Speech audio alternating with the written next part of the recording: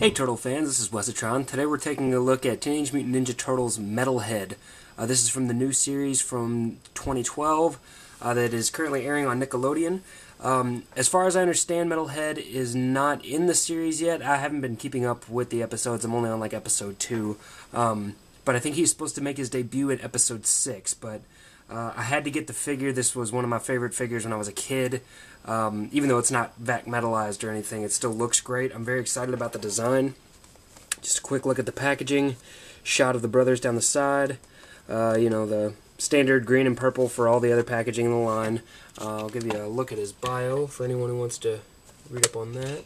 Get a little closer. There you go. So at the bottom we've got the cross cells for Dog Pound, Fish Face, and all the rest of the ones that are already out. Dog Pound and Fish Face are currently out, but they just haven't hit en masse yet. I did get Dog Pound and Fish Face, but I ended up returning them both just because I kind of got to limit myself on the size of this collection. I don't want to get too out of control with it. I've got plenty of other stuff to collect. So yeah, let's get this guy out of package and see what we got. And here's Metalhead out of packaging.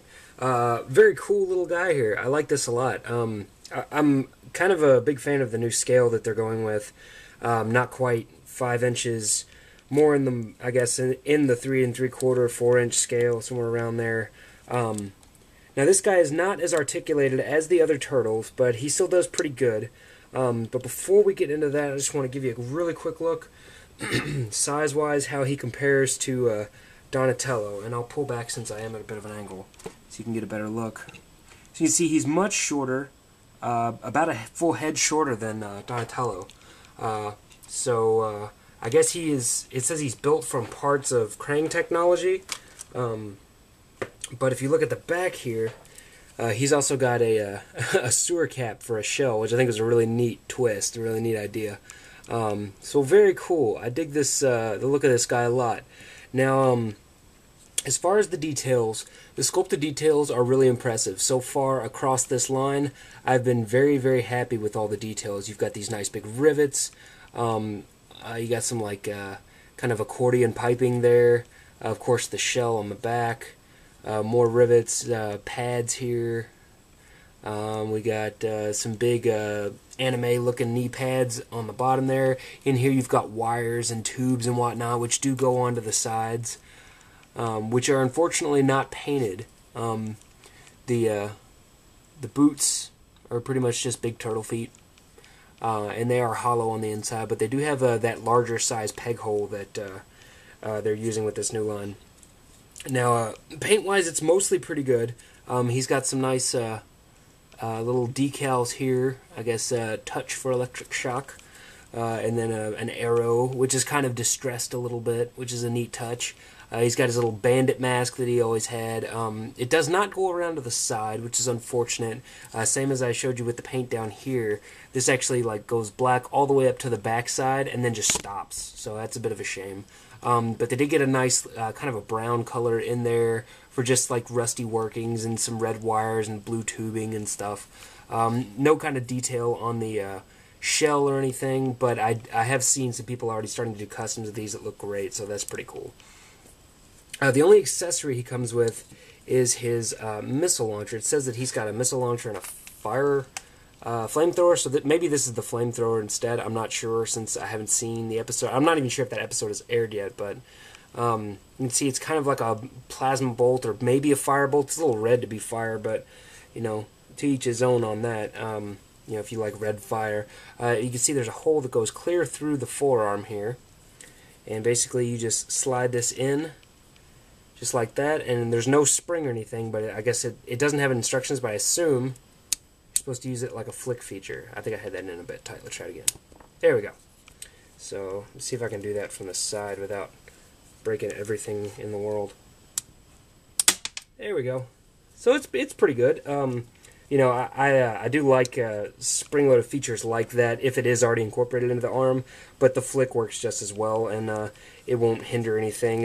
If you want to use this more like a club or something, I suppose you could try and get it into his right hand. It doesn't stay great, but whatever. It's neat. I'm not sure what else he could have come with because I haven't seen the episode, like I said. Articulation-wise, we've got a nice ball-jointed head which has got good up and down movement and some good tilt action. Side to side on mine is very stiff, and I think it's just because I think there's some flash up in there. I haven't pulled the head off, but I think that's the problem. But overall, very nice movement. We got swivel shoulders, which is unfortunately not as good as the Turtles. I like that they have the hinge in there as well to move the arms out. But we're getting real varied articulation in the line. No elbow articulation. There are swivel wrist gauntlets. No kind of waist articulation, no chest, nothing there. We've got the same swivel hinge type as the Turtles for the hips. This does feel much firmer to me, and because it's not one solid piece here, I am a little worried about these flaps popping off, but they are the softer, or at least somewhat softer rubber, like they are on the Turtles, but it doesn't seem like they're wanting to work as well. Like on the Turtles, these bend in really well, but I don't know. But yeah, so you've got the swivel hinge there, so you can swivel it, rotate it out. And there's a swivel hinge at the knees, which that gets about 90 degrees, close to it anyway. But the actual swivel is not above the hinge, it's below it. So you can't actually pose the knee in any way. You can just hinge it, whereas the bottom will swivel. If the hinge was up here, you could move the leg kind of out to the side to help you with some standing positions. But for some reason they decided not to do that. I'm not sure why. But he's got decent posability. He's not, great by any means, but as far as like the classic Turtles, I mean, he's doing pretty dang good. He's got, a better head joint, swivel arms, swivel elbows or wrists as they would have had, and nice ball jointed legs, and hinged and swivel knees. So that's pretty good compared to the old ones. I haven't been keeping up with these through all the years, but at least with the classic figures, he's got a little bit more than they had, and a smaller package. So that's pretty good. So I got this guy at Target for about $7.99, and I would say for that price, he's a pretty good deal. He's about what you expect to pay for these guys right now.